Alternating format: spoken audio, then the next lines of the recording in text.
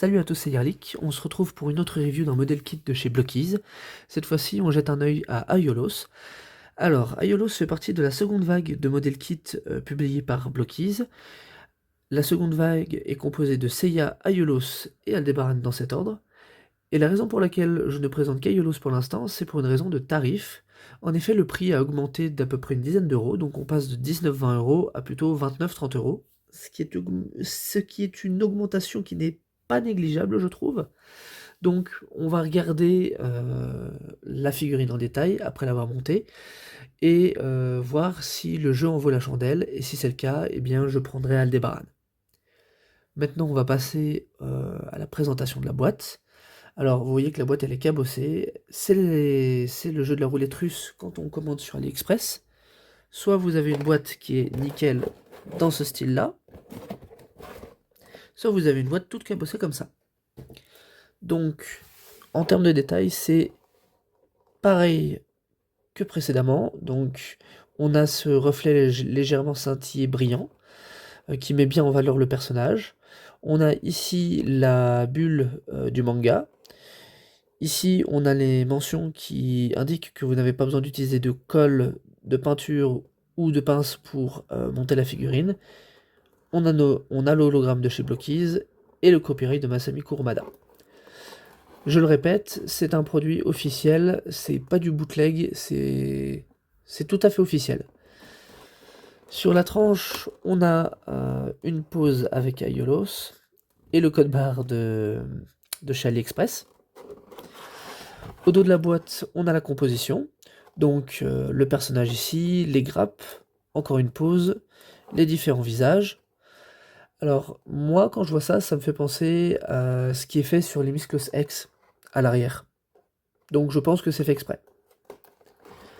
Ici, encore une pose d'Aiolos, avec aussi les accessoires, donc les différentes mains, l'arc et le display stand. Ici, on a les informations légales en chinois. Et au-dessus de la boîte, nous avons le visage du personnage. Alors maintenant, jetons un œil à la notice. Alors, c'est pas un livret, c'est un fascicule, c'est un leaflet. Alors franchement, je suis déçu. Je préférais vraiment ce qu'ils avaient fait sur la Wave 1. Là, je trouve que c'est un petit peu du foutage de gueule. Surtout quand on a une augmentation de 10 €. Moi, je m'attends à avoir quand même de la qualité et je me retrouve quand même avec ceci. En plus, tout froissé. Donc c'est dommage. Honnêtement, je préfère largement ce qu'on a eu avec les précédents Gold Saint, c'est-à-dire ces livrets-là. Vous voyez, on voit quand même qu'il y a un downgrade au niveau du fascicule, au niveau du manuel. Donc déjà, là, on commence mal. C'est un premier foutage de gueule. Et un premier coup de gueule de ma part. Maintenant, on va passer au montage que je vais faire en off. Bien évidemment, s'il y a des choses qui me titillent, que je trouve pas normales, évidemment, je vais vous en faire part durant la review. Donc, nous pouvons voir que les blisters sont au nombre de 6. On peut voir que dans 3 des blisters, nous avons les pièces principales de l'armure. Donc, on a une première aile, une seconde là, et le restant des armures. Je suis en train de chercher les pièces de chevelure. Voilà, donc les pièces de chevelure sont ici.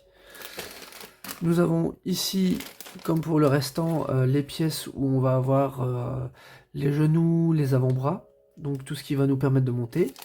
On va aussi avoir les visages, qui ne sont pas sur des grappes, ce qui change des précédents. Nous avons ici le marbre qui est présent pour le display stand avec le logo Sanseiya. Et ici nous avons le display stand avec les mains. Alors, première chose qui m'interpelle pour le montage, c'est que autant pour les précédentes figurines, la peinture dorée était sur toute la pièce, autant là, j'ai l'impression qu'ils n'ont pas totalement peint. Donc, je me demande si c'était de la peinture qu'ils ont utilisée sur les anciennes pièces ou si c'était uni. Je vais vérifier. Ouais, non. La pièce. Ouais. Alors, on va voir, mais pour moi, là, il y a quelque chose qui m'interpelle, c'est que les pièces ne sont pas totalement peintes, contrairement à ce qu'on avait sur les anciens modèles kit. Je pense que vous pouvez le voir, mais c'est pas doré, c'est jaune.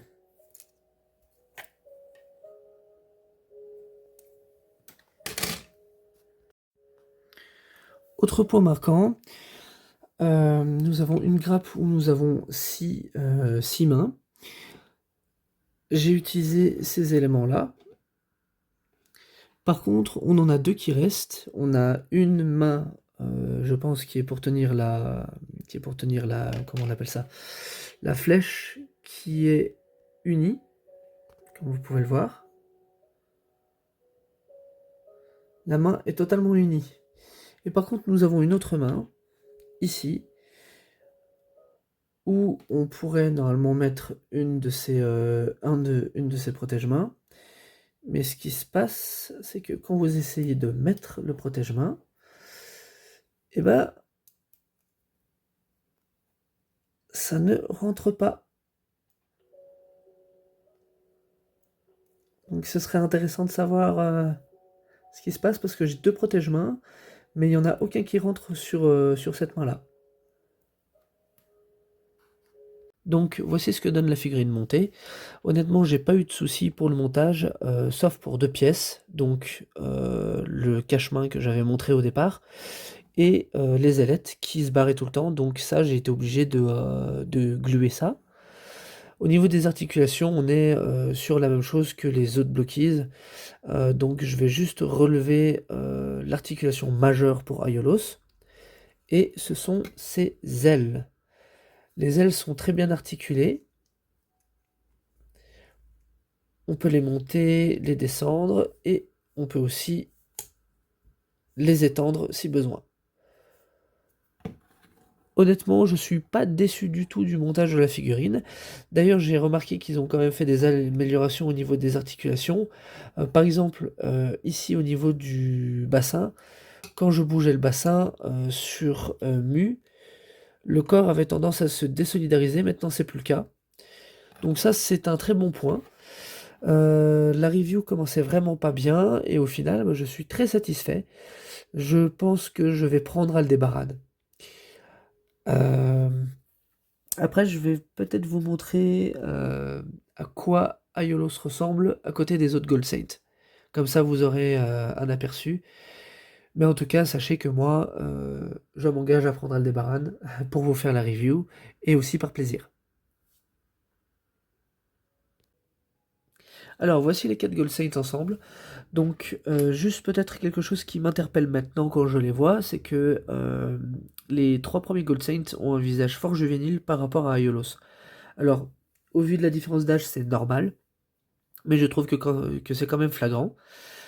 Et en parlant des visages, j'ai oublié de vous les montrer, mais je trouve qu'on a quelque chose qui est quand même, qui se rapproche quand même de ce que nous fait Bandai.